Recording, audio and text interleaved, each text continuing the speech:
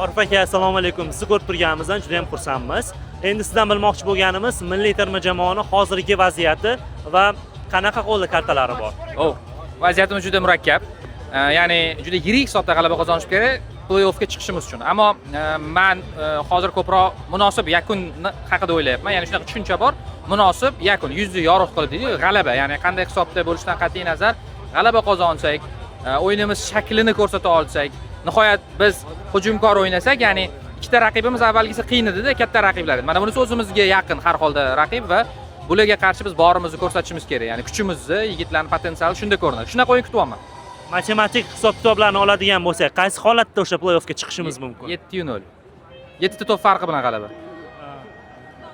Bu katta ehtimol bilan baribir sodir bo'lmasa kerak. Qiyin, ha, futbolda juda mo'jizalar yuz berib turadi.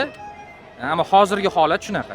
Ya'ni endi biz albatta oxirigacha umid qilamiz, ammo tushunib turibmizki, buni o'ylash kerak emas. Kecha Eldor Shomurodov ham ko'proq gol urish haqida o'ylasak, o'zimiz o'tkazib yuborishimiz mumkin. Biz chiroyli yakun haqida o'ylashimiz kerak edi. Shunaqa.